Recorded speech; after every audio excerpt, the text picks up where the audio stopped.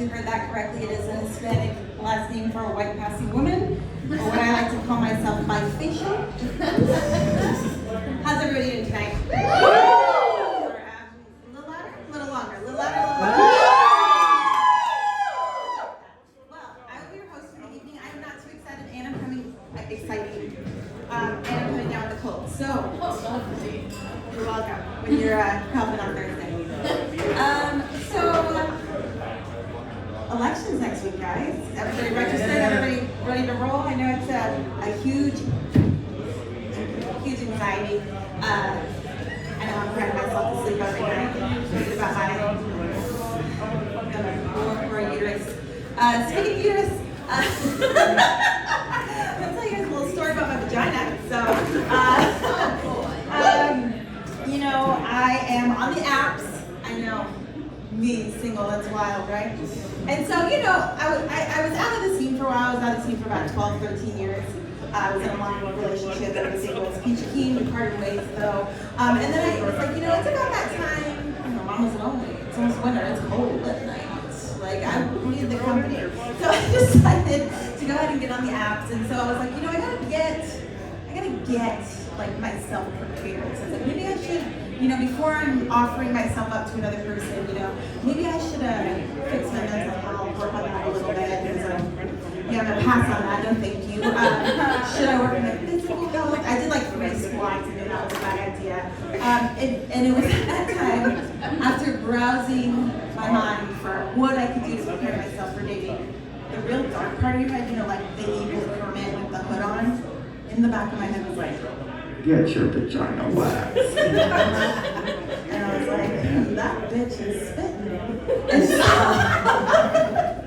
I decided, okay, I'm gonna go ahead and do this. Like, I'd never done it before. This is gonna be a first time experience. And I always kind of thought it would be like something cool experience. I don't know. I got my nose ears waxed one time and that shit hurt. So I don't know why I thought waxing near my vagina was a good idea. But so you go into one of those. I went into one of those. I was living up in Sacramento at the time, and they have like those European black center-esque places. And the fronts are so nice, and there's fountains, and all these pretty little hairless girls, mustaches, just prancing around, and they ring you up, you pay your bill, and they start taking you back, and the palatable change between like this nice spa experience and a veterinary kennel is like that. As soon as you walk through the door, you're seeing tumbleweeds of pubes going by. Women with their asses in the air waiting to get vaccinated. So, they take me to the room, they take me in the back, and I'm like, okay, I'm ready. She's like, this will be really quick. Why don't you just get on the table, clear your pants out? And I was like, well, first off, I'm Mexican and Greek, so this shit is not going to be quick. I don't know what you're thinking. And I was like, all right, but I'll leave my shoes and my pants on. So I'm like on the bed in this like real lotus position. And so she's cutting, snipping, getting ready. I'm like looking at the stains on the ceiling, like questioning why I'm here, having an existential crisis. So finally she's like, hey, I'm almost at the bikini line. This is the part that's really gonna kind of hurt. So what I'm gonna do is I'm gonna count down from 5.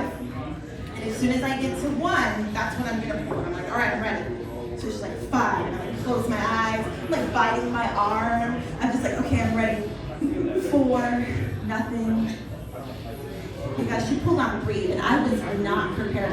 I was as prepared as the U.S. was for COVID in 2020. I was floored. And so when she waxed, like she pulls the wax strip, my foot involuntarily kicked her in the face. And at the time, I was wearing Vans, and she had all these little cute checker marks on her cheek. And she's on the floor, her goggles are flipped over her head. She looks like she just saw Oppenheimer's bomb go off. And I'm looking at her like, are you okay? And she looks at me and says, occupational hazard.